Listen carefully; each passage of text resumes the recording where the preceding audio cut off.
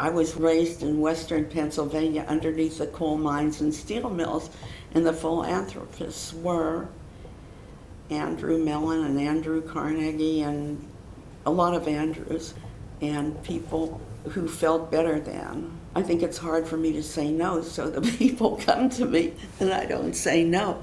If right-wingers came to me, I would definitely say no, because I feel a part of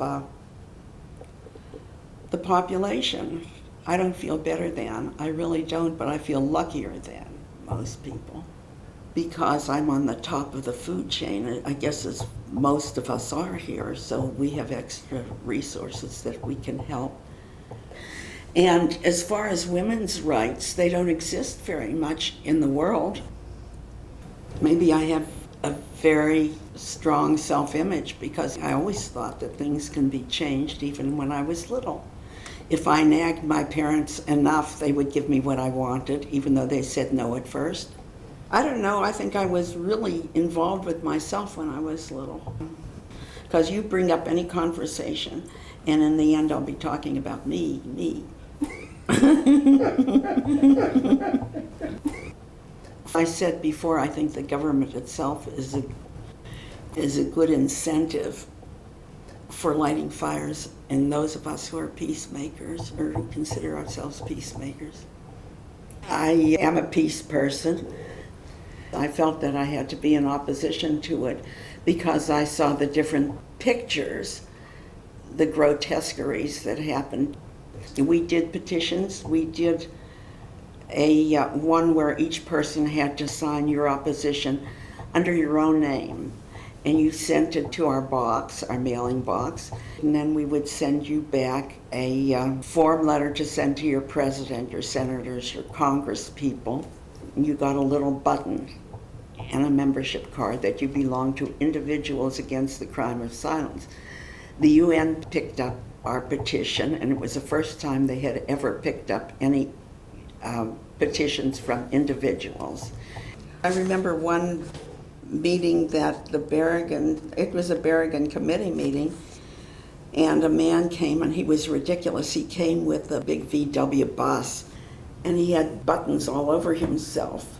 And when the Saxons came in, their last name is Saxon, and he said, "Oh, are they the assassins?"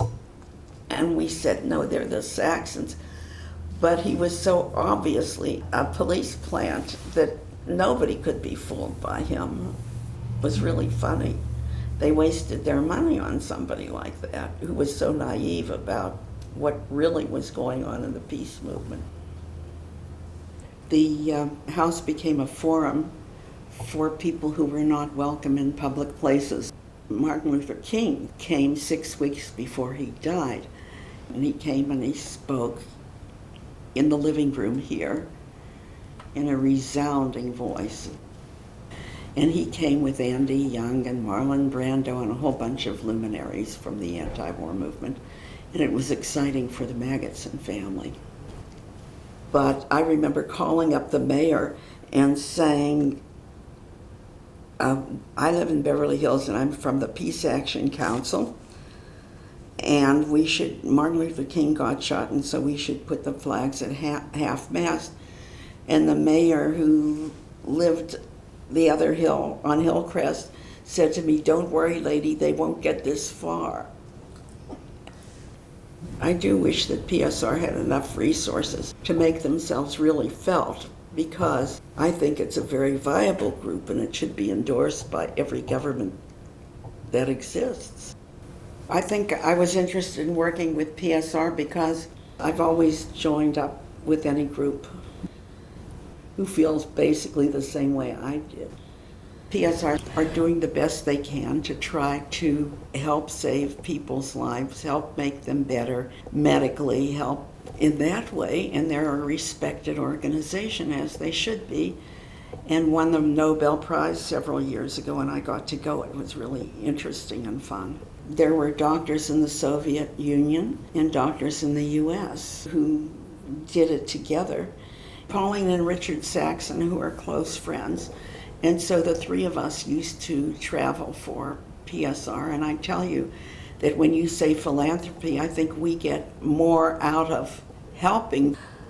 When I was a counselor at camp for kids, one of my friends told me, well, the camp is for counselors, it's not for the kids, you'll find that out. And I found that to be true. And then the PSR, we got to go to Moscow, we got to go to China, we got to go to Japan, we got to go to Sweden and Norway, and what can beat that? The little bit of addresses you write or the little bit of money that you give.